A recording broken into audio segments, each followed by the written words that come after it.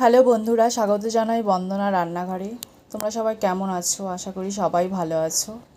তো দেখো, আজকে তো নিরামিষ। তো নিরামিষ দিনে পনির রান্না করে দেখাবো, শুধু পনির রসা রান্না করে দেখাবো। আজকের রেসিপি হচ্ছে শুধু পনির রসা। তো চলো দেখাচ্ছি। তো এই দেখো, আমি পনিরগুলো টুকরো টুকরো করে কেটে নিয়েছি। শুধু পনির রসাই করব, কারণ আমি আলু খাই না, সেই জন্য। তো এই দেখো, কড়াইতে তেলও দিয়ে দিয়েছি, তেল গরম হওয়ার জন্য।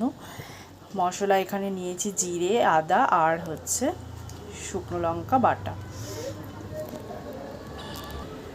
তো চলো, পনিরগুলো আমি ভেজে নেব এবার।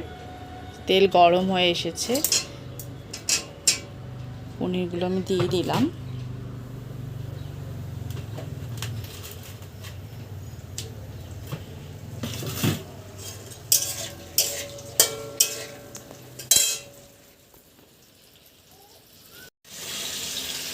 তো দেখো, আমি লবণ দিয়ে দিলাম সামান্য, তো হলুদও দিয়ে দিয়েছি।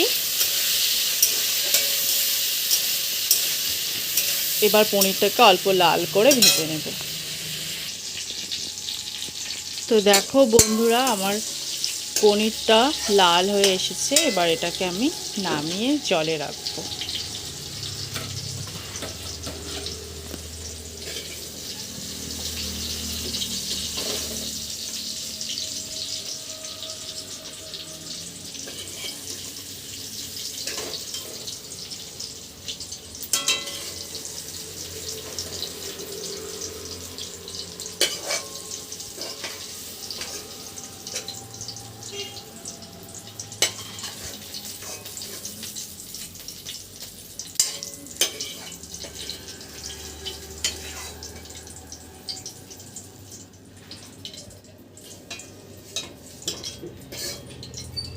তো এই দেখো, জলে রেখে দিলাম, কারণ জলে রাখলে আরও বেশি সফট সফট তো আছে, আরও সফট হবে আর একটু বড় বড় হয়ে যাবে।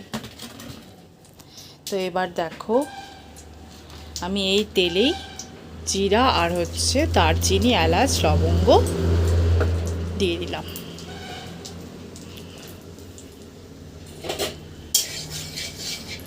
এবার একটু সুন্দর গন্ধ বেরোবে, তারপর আমি মশলাটা দিয়ে দেবো।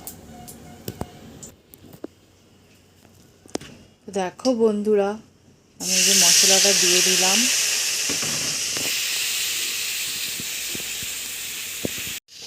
মশলাটা ভালো করে নেড়ে চেড়ে নেব। এখানে লবণ, হলুদ সব একবারে পরিমাণ মতো দেওয়া আছে।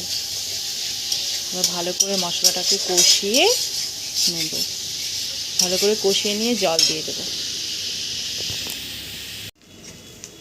মশলা থেকে তেল বেরিয়ে এসেছে, এবার জল দিয়ে দেব।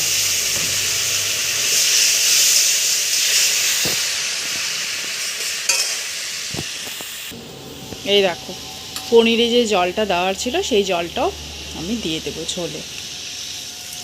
পনিরের জলটা তোমরা ঝোলের জন্য ব্যবহার করতে পারো।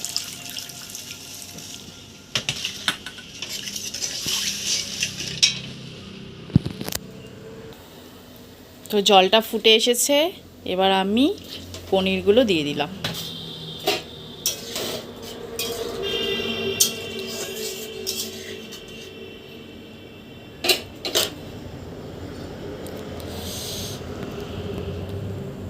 আরও 5 মিনিট হতে দেব, তারপর নামিয়ে নেব।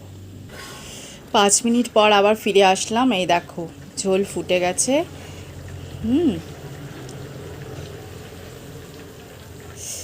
এই দেখো কি সুন্দর হয়েছে না কালারটা। তো তোমরা চাইলে একটু চিনি দিতে পারো এখন।